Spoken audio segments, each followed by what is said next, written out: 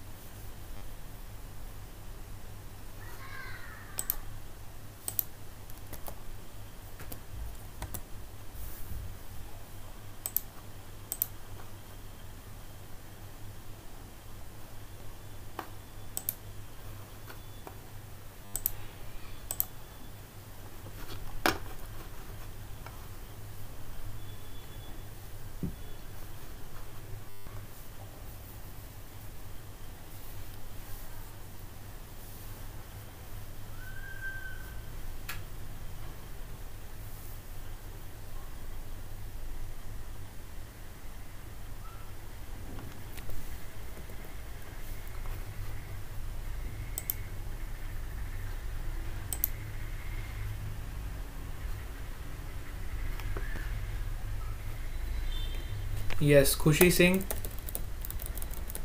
Present, sir.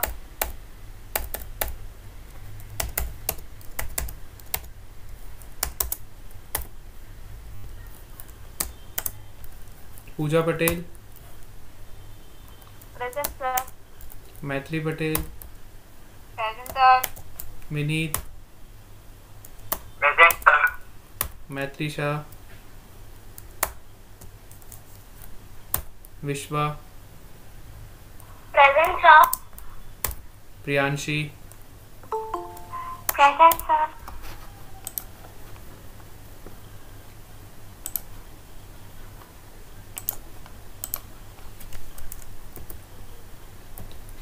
Anuprasad. Aditya. Swastik. Bhumika Gamit.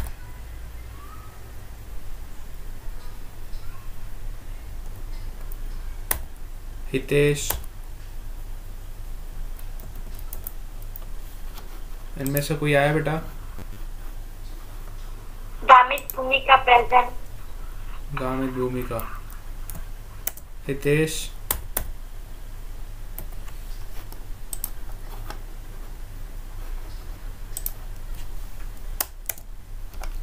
चलो ठीक है. Let's start the class now.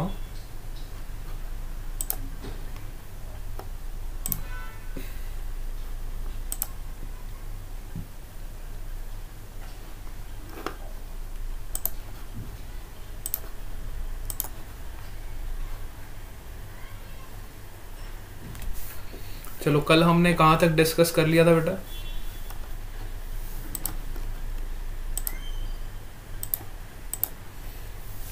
कल सेंटर ऑफ मास से हम स्टार्ट करने वाले थे, याद आया? सेंटर ऑफ मास क्या होता है आज हम इसको अच्छे से पढ़ेंगे और फिर हम आगे चलेंगे. तो यहाँ से आपका रोटेशनल चैप्टर जो है ये काफ़ी इम्पोर्टेंट चैप्टर है और इसका वेटेज भी बहुत ज़्यादा रहता है एग्ज़ाम में, है ना. तो इसको बहुत अच्छे से पढ़ना है और इसको ढंग से समझ जाओगे तो आगे 12th क्लास में काफ़ी सारी चीज़ें आपके लिए आसान हो जाएगी. ठीक है. सेंटर ऑफ मास आज हम यहीं से शुरू कर रहे हैं, सेंटर ऑफ मास से. ठीक है. तो ये चैप्टर बहुत ही इम्पोर्टेंट है और इसका वेटेज काफ़ी ज़्यादा रहता है. कंसेप्चुअली भी it is very important and application wise भी ये काफ़ी इम्पोर्टेंट. इसके एप्लीकेशंस बहुत वाइड है. तो सेंटर ऑफ मास क्या होता है सबसे पहले तो हम ये डिफाइन कर देते हैं. तो it is a point associated with a system of particles where all the mass of the system is suppose to be concentrated. जैसे सपोज करो मेरे पास एक सिस्टम है ना, n नंबर ऑफ पार्टिकल्स का, है ना. सपोज करो मेरे पास n नंबर ऑफ पार्टिकल्स. हम सबको पता है किसी भी रिजिड बॉडी को बनाने में बहुत सारे नंबर ऑफ पार्टिकल्स का कंट्रीब्यूशन होता है. सपोज करो हमारे पास n नंबर ऑफ पार्टिकल्स का सिस्टम है. तो इन सभी पार्टिकल्स के मासेस का जो सेंटर होगा, मतलब मासेस का जहाँ पे कंसंट्रेटेड होंगे, बात समझ आ रही है? It is the point associated with the system of particles where all the mass of the system, है ना, जहाँ पे हम अज्यूम कर सकते हैं कि सारा का सारा मास वहीं पे कंसंट्रेटेड, ठीक है, उसको हम बोलते हैं सेंटर ऑफ मास। ठीक है, इन पूरी बॉडी में से एक पॉइंट ऐसा होगा इस पूरी बॉडी में जहाँ पे सारा का सारा मास हम अज्यूम कर सकते हैं, मतलब इस पूरी बॉडी को मैं इस तरह से ऐसे कन्वर्ट कर सकता हूँ और ऐसे शो कर सकता हूँ कि जितना भी ज़्यादा मास है, जैसे कि सपोज करो इस पूरे बॉडी का मास है m, ठीक है, तो मैंने क्या किया, एक सेंटर ऑफ मास बना दिया और बोल दिया कि इसका मास कितना है m, ठीक है, suppose to be concentrated at a single point, ठीक है, जहाँ पे सभी के मास एक पॉइंट पे जब हम कंसंट्रेट कर देते हैं तो वो आपका सेंटर ऑफ मास होता है ना। ऐसा एक्चुअली ये इमेजिनरी है, ऐसा आपको रियलिटी में कहीं दिखाई नहीं देगा सेंटर ऑफ मास, मतलब ऐसा रियलिटी में आपको ऐसे कहीं दिखाई नहीं देगा, हम अज्यूम करते हैं, है ना, वी सपोज दैट कि सारा का सारा पूरी बॉडी का मास मैं ऐसा सपोज करता हूँ कि इधर कहीं कंसंट्रेटेड होगा, जिस पॉइंट के अबाउट कंसंट्रेटेड होता है वो सेंटर ऑफ मास होता है। जनरली ये जो पॉइंट होता है ना, अगर आपकी बॉडी सिमेट्रिक है, जैसे कि अगर आपकी बॉडी यूनिफॉर्म है, ये तो नॉन यूनिफॉर्म बॉडी है, तो इसमें तो आपका सेंटर ऑफ मास कहीं भी लाई कर सकता है, इधर भी लाई कर सकता है, इधर भी लाई कर सकता है ना, कहीं भी लाई कर सकता है। लेकिन अगर आपकी बॉडी सपोज करो यूनिफॉर्म है, यूनिफॉर्म बॉडीज़ की अगर मैं बात करूं, जैसे यूनिफॉर्म बॉडीज़ आपकी होती हैं, जैसे कि सपोज करो मैंने एक सर्कल ले लिया, जैसे, है ना, सपोज करो मैंने एक सर्कल ले लिया, तो सर्कल का सेंटर ऑफ मास हम सबको पता है कहाँ पे लाई करेगा, सर्कल का सेंटर ऑफ मास कहाँ पे लाई करेगा, एग्जैक्ट उसके सेंटर पे, यस, क्योंकि यहाँ पे सारा का सारा मास जो है वो यूनिफॉर्मली डिस्ट्रीब्यूटेड, जितने भी पार्टिकल्स हैं उन सबका मास जो है वो यूनिफॉर्मली डिस्ट्रीब्यूटेड है। तो अगर कोई ऐसी कोई बॉडी होती है जब आपका मास जो है यूनिफॉर्मली डिस्ट्रीब्यूटेड होता है, तो उस बॉडीज़ का जो सेंटर ऑफ मास होता है वो उसके ज्योमेट्रिक सेंटर पे लाई करता है। Centre of mass lies at geometric centre. Geometric centre का मतलब ज्योमेट्री का सेंटर, पूरी ज्योमेट्री का जो सेंटर है उसको हम बोलते हैं geometric centre for uniform bodies. Uniform bodies अगर नॉन यूनिफॉर्म है तो सेंटर पे लाई करेगा, ज्योमेट्रिक सेंटर पे लाई करेगा, ऐसा ज़रूरी नहीं है ना। अगर नॉन यूनिफॉर्म बॉडीज़ है तो वो एग्जैक्ट सेंटर पे ज्योमेट्री के लाई करेगा, it is not compulsory, but अगर आपकी बॉडीज़ जो यूनिफॉर्म है तो always it will lie at the centre.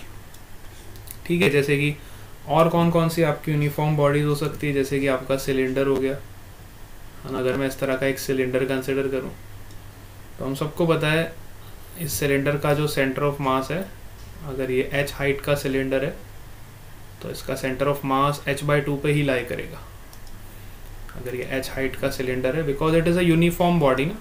Uniform का मतलब अगर मैं इसको ऐसे हाफ डिवाइड करूं तो इसका हाफ पोर्शन और हाफ पोर्शन दोनों सिमेट्रिकल है, तो इसका सेंटर ऑफ मास इधर ही लाई करेगा, which is lying at the geometric centre at a distance of h/2। ठीक है, सपोज करो मैं दो पार्टिकल का सिस्टम ले लेता हूँ, जैसे कि एक मास इधर ले लेता हूँ m मास और दूसरा मास इधर ले लेता हूँ। ठीक है, अब दो मासेस का सिस्टम है ये। Now it is a system of two masses. अब ये दो मास का सिस्टम है तो इसका सेंटर ऑफ मास कहाँ पे लाई करेगा। सपोज करो दोनों के बीच का डिस्टेंस अगर l है और दोनों का मास सेम है, इसका भी मास m है, इसका भी मास m है, तो सेंटर ऑफ मास कहाँ पे लाई करेगा, exactly at the mid point. Centre of mass will lie exactly at the mid point. ठीक है, तो यूनिफॉर्म सिस्टम अगर आपका है, अगर मास आपका यूनिफॉर्मली डिस्ट्रीब्यूटेड है तो centre of mass exact centre पे लाई करता है। है ना। अगर सिस्टम आपका यूनिफॉर्मली डिस्ट्रीब्यूटेड मास से जनरेट हुआ है तो सेंटर ऑफ मास हमेशा सेंटर पे ही लाई करेगा। और कौन से सेंटर पे लाई करेगा? It will lie at the geometric centre. उसकी ज्योमेट्री का जो सेंटर होगा, क्या आप इस बात को समझ पा रहे हो? It will lie at the geometric centre. All of you are getting this? Yes.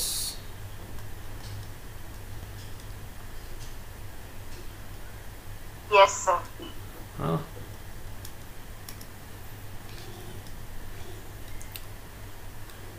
ठीक है।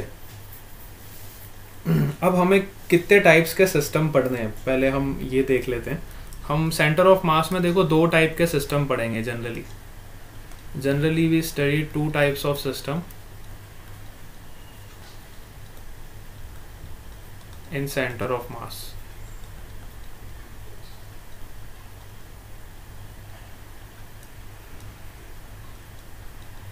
ठीक है।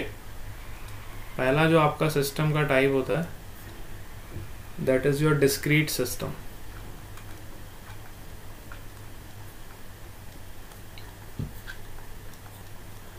And second type is your continuous system.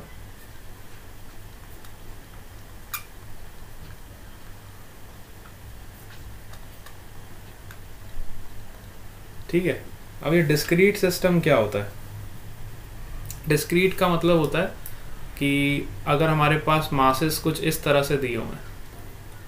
Discrete का मतलब ये होता है जैसे हमारे पास 2 डिफरेंट मास दिए हुए हैं, एक मास m1 दिया हुआ है, एक मास m2 दिया हुआ है।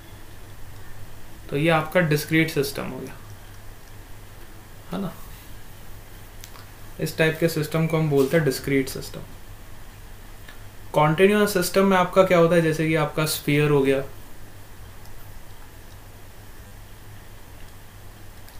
तो स्फीयर में आपके देखो बहुत सारे पॉइंट मास होते हैं। स्फीयर में बहुत सारे पॉइंट मास होते हैं, तो it is a continuous system. Discrete का मतलब होता है हमने जैसे 2 डिफरेंट मास कंसिडर कर लिए, पॉइंट साइज के छोटे छोटे, तो ये 2 मास का मिला के एक सिस्टम बना। इस सिस्टम को हम बोलते हैं डिस्क्रीट सिस्टम। अब इसमें 2 से ज़्यादा भी हो सकते हैं, 3 मास भी हो सकते हैं। This is also your discrete system, m1 m2 m3। This system is also your discrete system. Continuous system में क्या होता है, बहुत सारे मासेस, मतलब इनफाइनाइट नंबर ऑफ मासेस होते हैं आपके पास। Infinite number of masses combine together to form a continuous geometry, जैसे कि स्फीयर हो गया। बात समझ पा रहे हो? जैसे कि आपका सेमी सर्कल हो गया, जैसे कि आपका रेक्टेंगल हो गया, है ना। सेमी सर्कल हो गया इस तरह का। सेमी सर्कल भी आपका कॉन्टिन्यूअस ज्योमेट्री के अंदर ही आता है। इसके अंदर भी अगर आप देखो तो बहुत सारे पॉइंट मासेस हैं, बहुत सारे छोटे छोटे मास कंबाइन होके ये आपका सेमी सर्कल फॉर्म कर रहे हैं। बात समझ आ रही है आपको? यस, यस और नो? ठीक है। तो इस तरह के सिस्टम हमारे कॉन्टिन्यूअस सिस्टम होते हैं। तो कॉन्टिन्यूअस सिस्टम के लिए भी हम सेंटर ऑफ मास निकालेंगे और डिस्क्रीट सिस्टम के लिए भी हम सेंटर ऑफ मास निकालेंगे। हम 2 तरह के सिस्टम पढ़ेंगे, जिसमें से सबसे पहले हम क्या पढ़ेंगे, डिस्क्रीट सिस्टम। पहले हम कौन सा सिस्टम पढ़ने वाले? Discrete system. Getting it? चलो, अब डिस्क्रीट सिस्टम में सबसे सिंपल जो हमारा सिस्टम होता है, जो 2 मासेस का होता है, सबसे सिंपल सिस्टम जो हमारा डिस्क्रीट सिस्टम में होता है वो 2 मासेस का होता है। सपोज हमारे पास 2 पॉइंट मासेस हैं छोटे छोटे, एक m1 और कुछ दूरी पे मैंने रखा है m2। ठीक है। अब सपोज करो m1 m2 के बराबर है। अगर m1 m2 के बराबर है तो सेंटर ऑफ मास आपका एग्जैक्ट मिड पॉइंट पे लाई करेगा। सेंटर ऑफ मास कहाँ पे लाई करेगा? Exact at mid point. That is point number 1। अगर सपोज करो m1 m2 से बड़ा है तो आपका सेंटर ऑफ मास कहाँ पे शिफ्ट हो जाएगा? जिसका मास ज़्यादा होगा, और centre of mass will shift towards that point whose mass is greater. So center of mass will lie at point 2. It will shift towards greater mass. Suppose करो आपका m1 m2 से छोटा है और you can say m2 is greater then m1, आपका centre of मास कहाँ पे shift हो जाएगा? Yes, at point 3. It always shift towards greater mass. जिसका मास ज़्यादा होगा उसकी तरफ सेंटर ऑफ मास हमारा शिफ्ट हो जाएगा। ऑब्वियसली बात है ना, जब दोनों मास सेम थे तो एग्जैक्ट सेंटर पे लाई कर रहा था। अगर ये ज़्यादा होगा तो ये अपनी तरफ खींच लेगा ना उसको, सेंटर ऑफ मास को। अगर ये मास ज़्यादा होगा तो सेंटर ऑफ मास इसकी तरफ खींचा चला जाएगा, शिफ्ट हो जाएगा। ठीक है, तो 3 डिफरेंट केसेस यहाँ पे फॉर्म हो सकते हैं डिस्क्रीट सिस्टम में। Now we are talking about discrete system with 2 masses, discrete system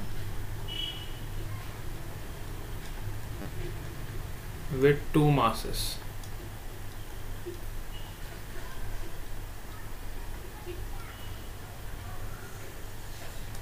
ठीक है, 2 मास की अगर भी हम बात कर रहे हैं, डिस्क्रीट सिस्टम की भी बात कर रहे हैं, और डिस्क्रीट सिस्टम के अंदर कितने मासेस है हमारे पास? We have 2 masses. Getting it? तो फर्स्ट केस तो हमें क्लियर है। अब हम सेकंड और थर्ड केस पे बात करेंगे। तो सेंटर ऑफ मास को किस तरह से लोकेट किया जाता है ना? 2 सिस्टम ऑफ पार्टिकल है हमारे पास, तो सेंटर ऑफ मास को हम किस तरीके से लोकेट करेंगे? सबसे पहला पॉइंट तो ये आता है। तो सेंटर ऑफ मास को लोकेट करने के लिए सबसे पहले हमें मास मोमेंट के बारे में पता होना चाहिए। What do you mean by mass moment? Yes, what is mass moment that we should. ठीक है,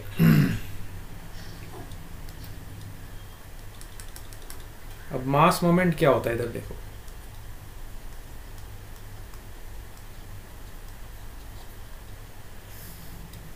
mass moment is what? Suppose करो for a given mass, let's say this is our reference point O, and इसके reference में हमने R position पे एक छोटा सा मास रखा है M। तो मास मोमेंट कैसे डिफाइन किया जाता है? Mass moment is defined as m into r vector, where r is your position vector with respect to your reference point. With respect to your reference point. ठीक है, किसी भी रेफरेंस पॉइंट के respect में अगर मैं किसी मास की लोकेशन को डिफाइन करता हूँ, then this m into r is known as your mass moment. ठीक है, getting it? m into r is known as your mass moment. Mass moment you can write. This is your mass moment. It is the product of mass into position vector. Product of mass into position vector. So overall देखा जाए तो mass moment एक आपकी vector quantity, क्योंकि position vector से हम multiply कर रहे हैं ना, है ना? तो अब हम सेंटर ऑफ मास को मास मोमेंट के टर्म्स में भी डिफाइन करेंगे कि मास मोमेंट के टर्म में हम सेंटर ऑफ मास को कैसे डिफाइन करते हैं। तो in terms of mass moment we can define the center of mass. Center of mass is defined as the point about which all the mass moments of the particles of the system is 0. है ना? Center of mass is the point about which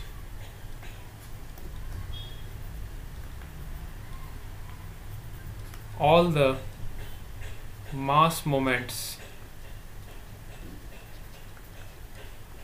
of the system of particles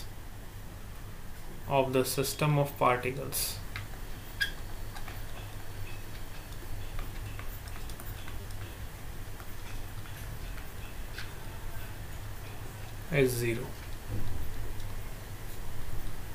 अब centre of मास ऐसा एक point है जिस point के about जितने भी मास मोमेंट्स हैं, सिस्टम ऑफ पार्टिकल्स के जितने भी मास मोमेंट है वो सबका सम कितना हो जाएगा? 0 हो जाएगा. सबका सम कितना हो जाएगा? 0 हो जाएगा. You can write like this also, summation of all the mass moments about that point will be equal to 0. इसको मैं आपको इस तरीके से भी दिखा सकता हूँ. जैसे कि हमारे पास एक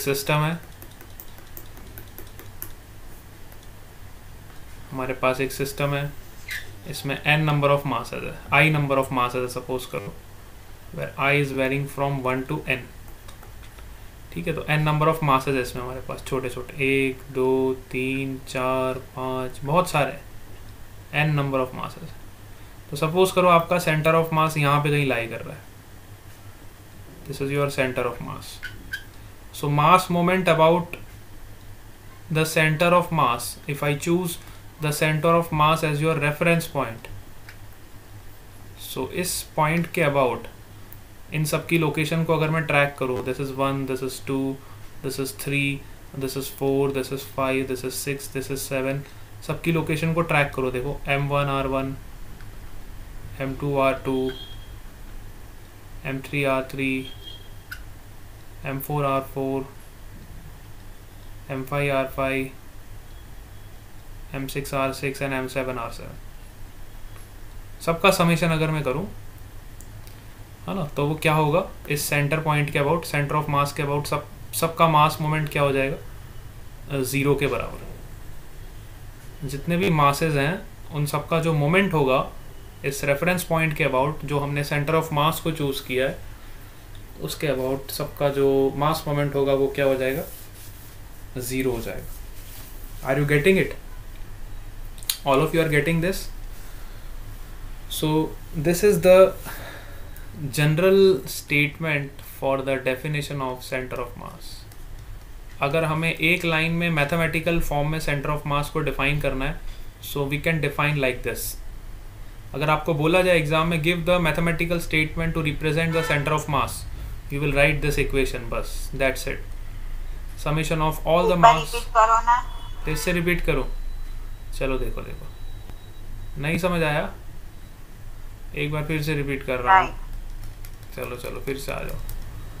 देखो सेंटर ऑफ मास क्या होता है, पहले डेफिनेशन एक बार देखेंगे. Centre of mass is the point about which all the mass moments, देखो इधर, all the mass moments of the system of particle is 0. All the mass moments. अब मास मोमेंट क्या होता है? मास मोमेंट क्या होता है? Mass into position vector. ठीक है, मास मोमेंट क्या होता है? Mass into position vector. तो अब मैंने क्या किया, एक ऐसा सिस्टम लिया जिसमें n नंबर ऑफ पार्टिकल्स है. बट ध्यान से देखो, ऐसा एक सिस्टम लिया जिसमें कितने पार्टिकल्स है? n number of particles. मैं फिर से आपको डायग्राम बना के बता देता हूँ. सपोज करो मैंने एक सिस्टम लिया, इसमें n नंबर ऑफ पार्टिकल्स है, 1 2 3 4, चलो 5. हम अभी 5 ले लेते हैं. ठीक है, n की वैल्यू 5 रख देते हैं. तो मास मोमेंट निकालना है अब हमको. सपोज करो इसका सेंटर ऑफ मास यहाँ पे कहीं लाई कर रहा है ना. सेंटर ऑफ मास सपोज करो यहाँ पे कहीं लाई कर रहा है. Let's say this is your centre of मास. तो सेंटर ऑफ मास से फर्स्ट पार्टिकल का जो पोजीशन होगा, इसको मैं क्या बोलूँगा? R1 vector. सेंटर ऑफ मास से सेकेंड पार्टिकल का जो पोजीशन होगा, ये क्या होगा आपका? R2 vector. थर्ड पार्टिकल का जो पोजीशन होगा, this will be your R3 vector. ठीक है, फोर्थ पार्टिकल का जो पोजीशन होगा, this will be your R4 vector. Fifth particle का जो पोजीशन होगा, this will be your R5 vector. ठीक है,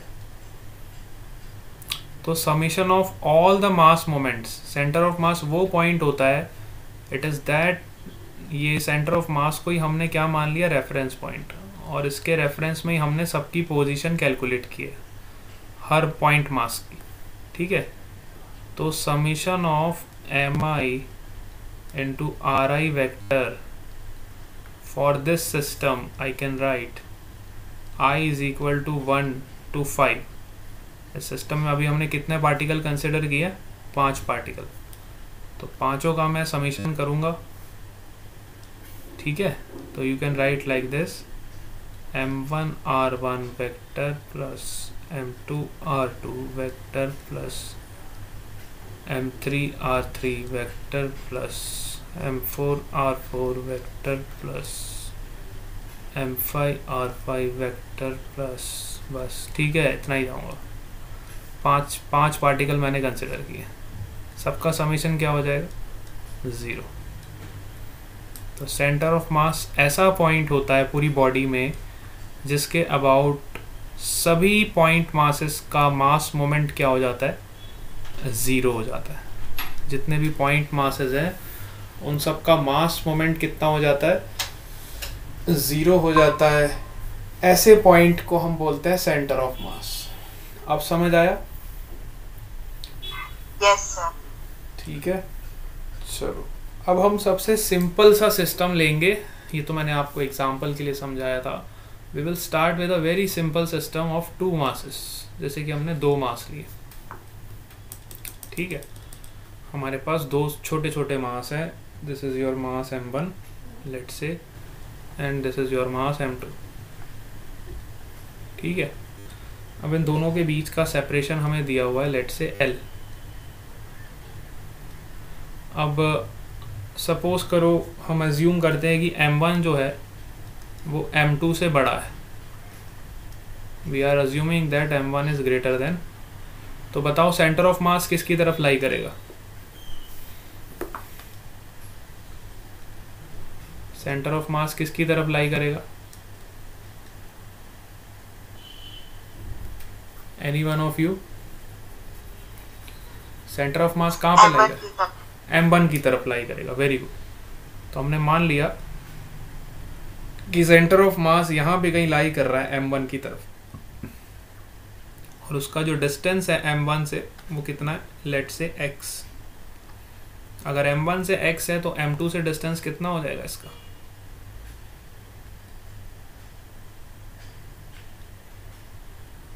l माइनस x होगा कि नहीं होगा?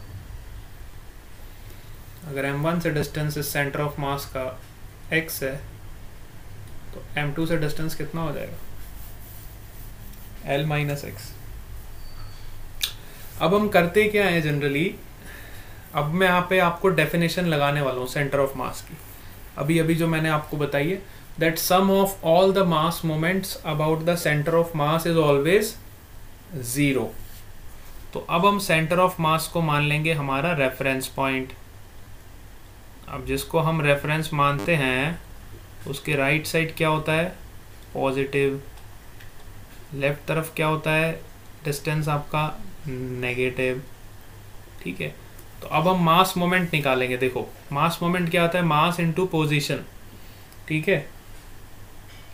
We know that summation of all the masses, all the mass moments about the center of mass is always 0. Summation of all the mass moments about center of mass is always 0. We will apply this concept to this 2 system. तो यहाँ पे apply कैसे करेंगे, देखो m1 into m1 का position क्या vector क्या होगा, m1 का पोजीशन क्या होगा, x डिस्टेंस है और कौन सी डायरेक्शन में, माइनस आई कैप में। देखो यहाँ पे क्या होगा, माइनस आई कैप होगा ना, ये हमारा रेफरेंस पॉइंट है, तो लेफ्ट साइड क्या होगा, माइनस आई कैप। अब m2 का आप मास मोमेंट कैसे निकालोगे, m2 इंटू m2 से डिस्टेंस कितना है, l माइनस एक्स। m2 से डिस्टेंस कितना है बेटा, l माइनस एक्स। क्या आप लोगों को मेरी आवाज़ आ रही है? Yes. Sir, sometimes it is not coming. Sometimes it is not coming. ऐसा क्यों हो गया? अब बेटा चेक करो एक बार। Yes, sir. Now it is clear. Yes, sir. चलो, तो पहला हमने m1 का मास मोमेंट निकाला, तो m1 इंटू एक्स माइनस आई कैप। फिर m2 का मास मोमेंट निकाला, m2 into l minus x, और ये l माइनस एक्स कहाँ पे लाई कर रहा है? प्लस आई कैप में। और हमें पता है कि यहाँ पे दो ही मास है, तो दोनों का समीशन किसके बराबर होगा? 0 के बराबर। अब ये 0 भी आपका वेक्टर होगा, क्योंकि लेफ्ट साइड वेक्टर है तो राइट साइड भी वेक्टर ही होगा ना बेटा। जो लेफ्ट साइड होगा वही राइट साइड होगा, इसलिए आपको वेक्टर्स बहुत अच्छे से पढ़ाया था, क्योंकि वेक्टर का यूज़ कहीं भी आ जाएगा, है ना। तो हमने सबका समीशन 0 के बराबर कर दिया। अब 0 वेक्टर का मतलब क्या होता है? What do you mean bye 0 vector? 0 vector का मतलब होता है, what do you mean bye 0 vector? बेटा आपको आवाज़ आ रही है ना अच्छे से?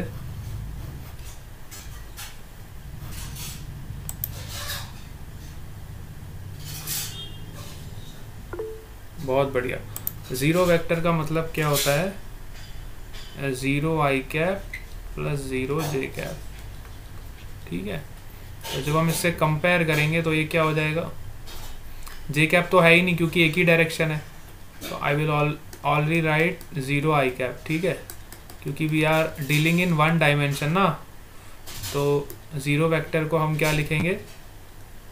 We will write only 0 i cap. Getting it?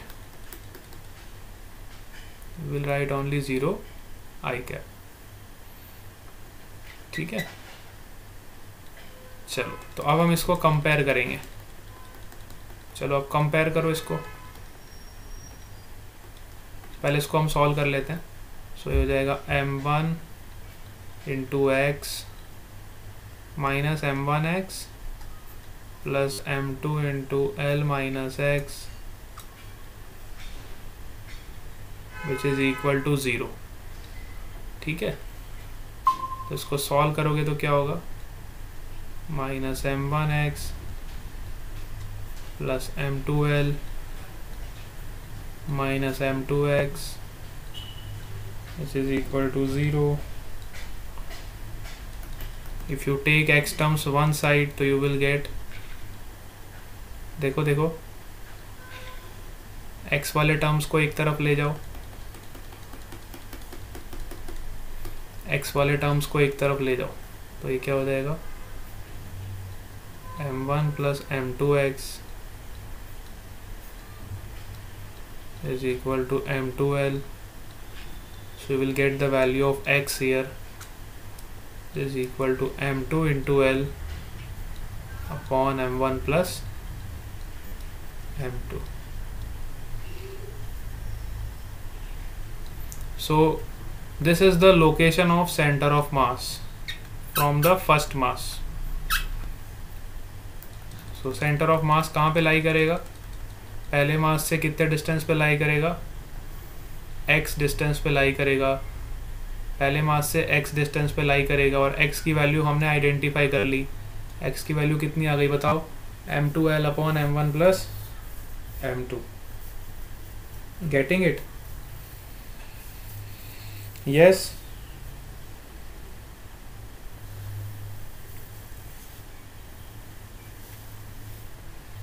m2l upon m1 plus m2।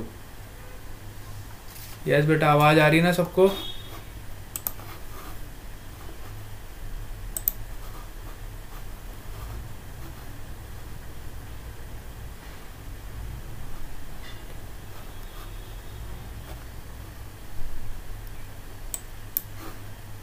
चलो, अब इस पे जैसे सिंपल क्वेश्चन बन जाते हैं। जैसे कि सपोज करो हमने एज्यूम किया m1 ग्रेटर देन m2 है। सपोज करो m1 आपका होता है 5 kg का, ठीक है, और m2 हमारा होता है 2 kg का।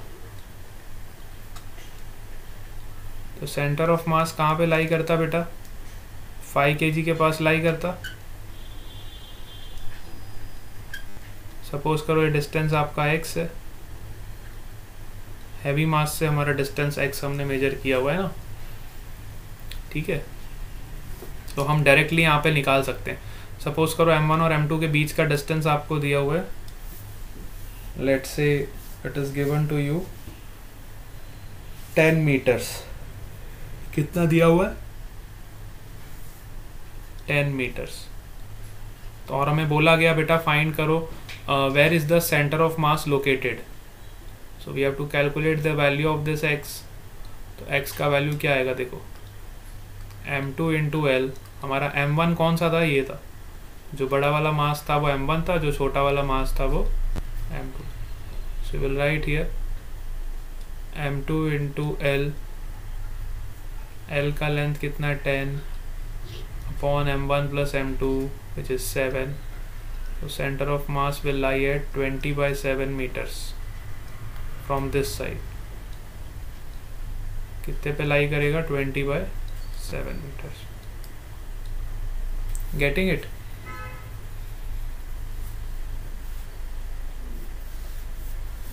Yes or no?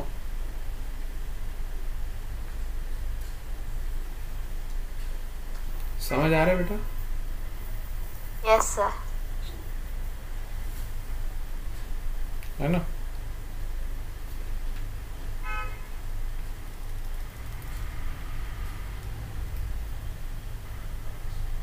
चलो इस पे एक और एग्जांपल करते हैं। सपोज करो अब हमारे मासेस ऐसे रखे हुए हैं। अभी हमने 1D में डिस्कस किया, अब मैं आपको एक 2D का भी एग्जांपल दे देता हूँ। सपोज करो हमारे मासेस इस तरह से रखे हुए हैं, मतलब एक मास यहाँ पे रखा है,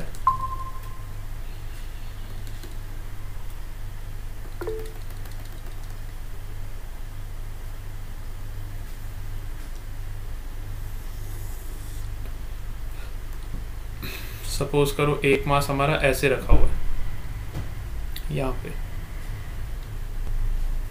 ये 2 kg का मास है। This is your x coordinate, this is your y coordinate. और दूसरा मास रखा हुआ है हमने 4,3 पे। इसका लोकेशन क्या है? 4,3। पहला मास हमने कहाँ पे रखा है? 0,0 पे। और दूसरा मास कहाँ पे रखा है? 4,3 पे। इसका मास कितना है? 4 kg।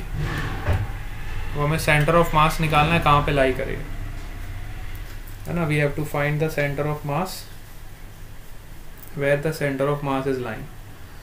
तो हम सबको पता है सेंटर ऑफ मास किसकी तरफ लाई करेगा? हैवी वाले मास की तरफ। अगर मैं इन दोनों मासेस को ऐसे कनेक्ट कर दूं, सपोज करो ये एंगल आपको दिया हुआ है लेट से 37 डिग्री, ठीक है। एंगल नहीं भी दिया तो हम निकाल सकते हैं यहाँ से। देखो tan थीटा हम निकाल सकते हैं। tan theta is equal to 3/4। ये डिस्टेंस आपका 3 है और ये डिस्टेंस आपका कितना है? 4 है। हॉरिजॉन्टल डिस्टेंस कितना दिया हुआ है? 4 दिया हुआ। तो आपका एंगल कितना आएगा? 37 डिग्री, ठीक है।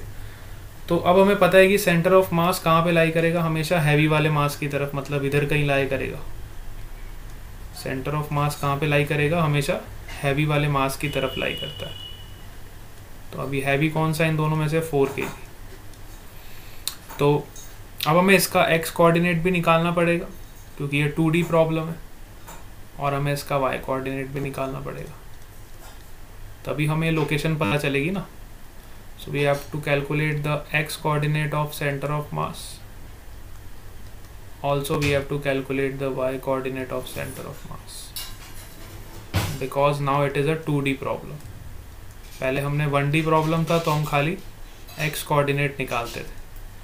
अब 2D प्रॉब्लम है तो हम x और y दोनों निकालें, ठीक है। तो x कोऑर्डिनेट कैसे निकालोगे आप? देखो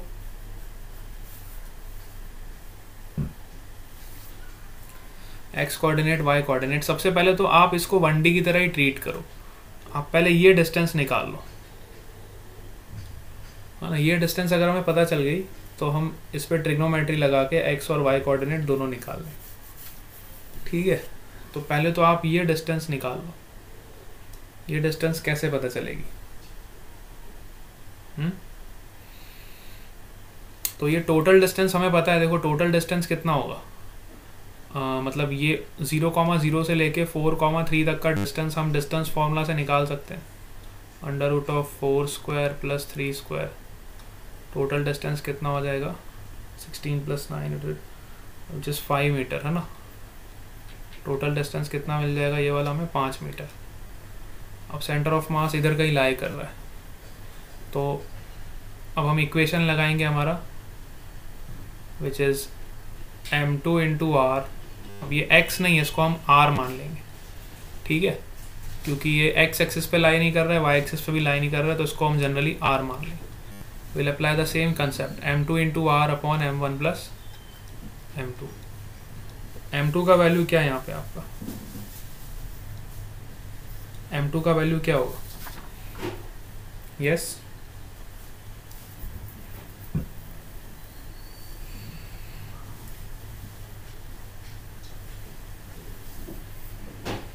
m2 का वैल्यू क्या होगा यहाँ पे?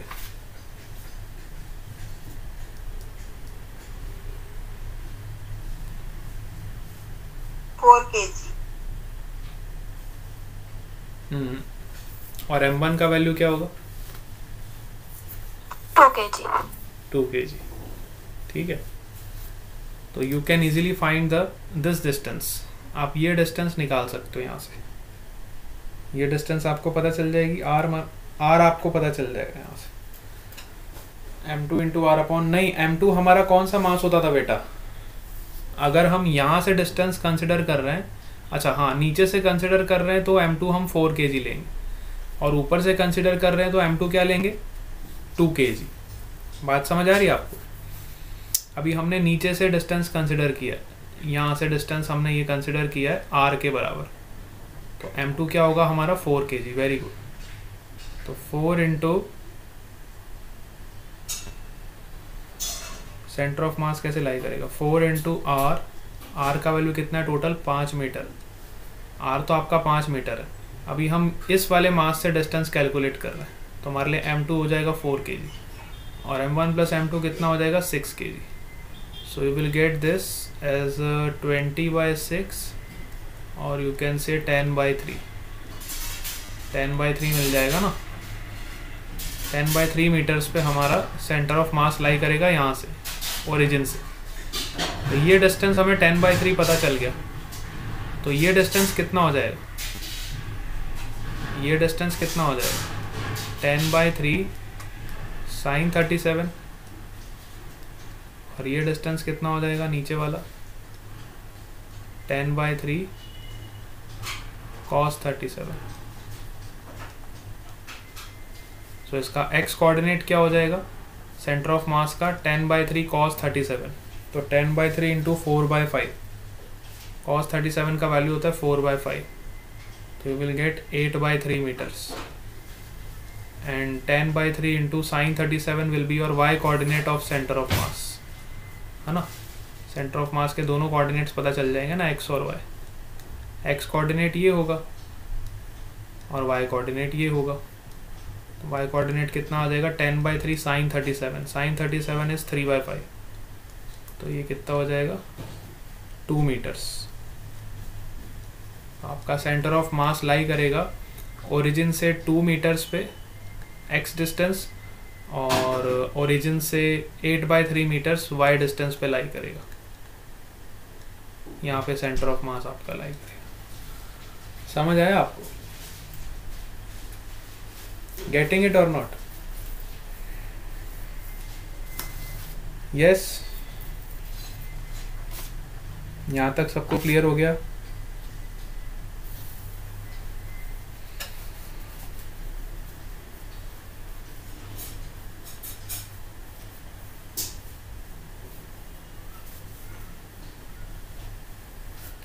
ये पॉइंट सबको क्लियर हो गया?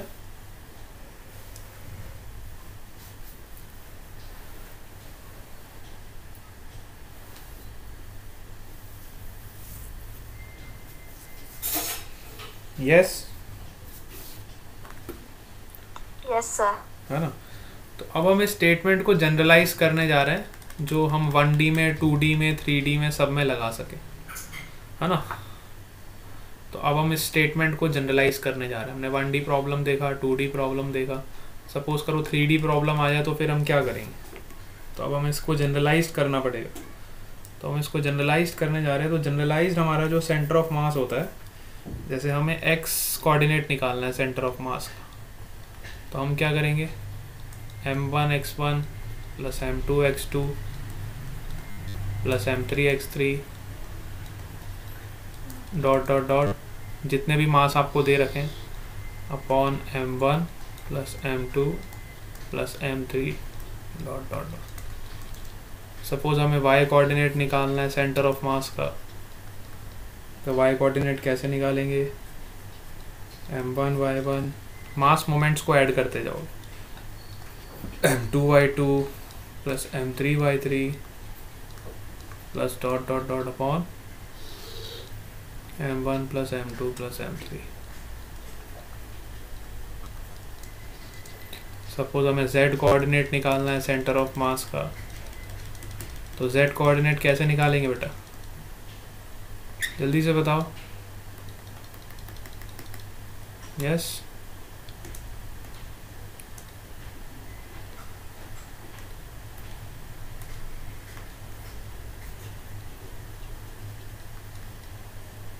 m1 z1 plus m2 z2 m3 z3 upon m1 plus m2 plus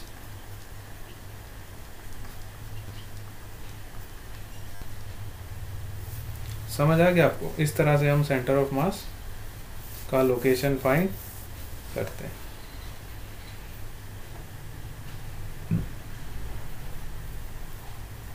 clear हुआ सबको।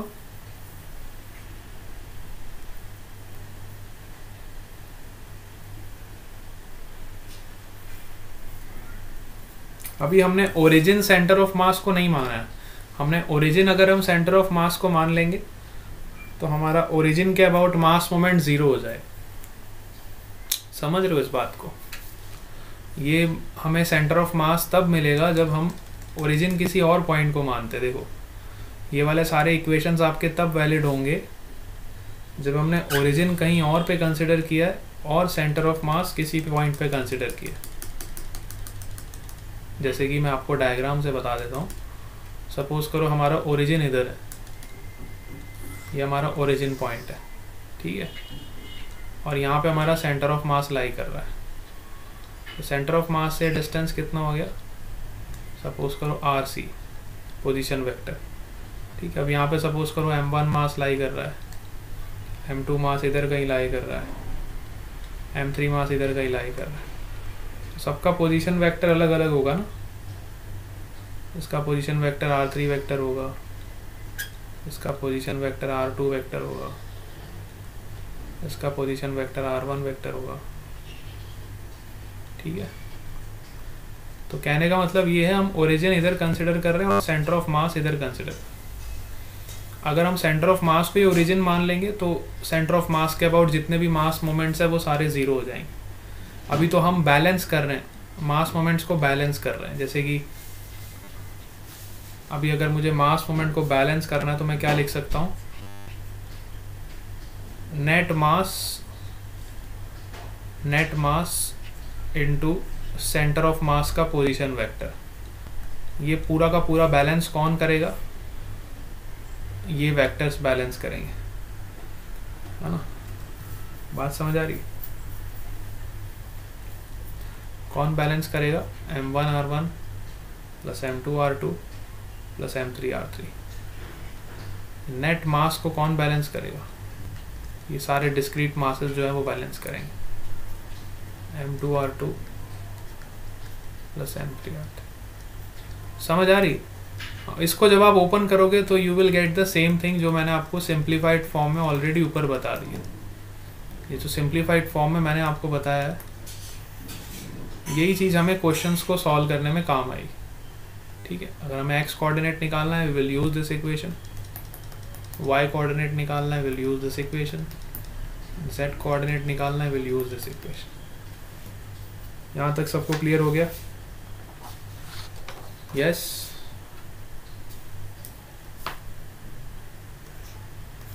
So today we have covered the center of mass for discrete system.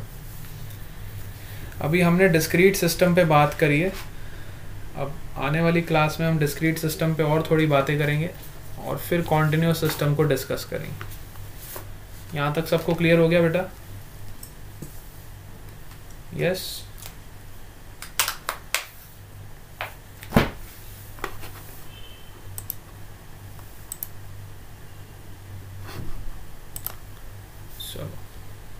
Okay, bye bye to all of you. Next class में हम continuous system पे बात करेंगे और इस chapter को और आगे ले जाएंगे। चलो।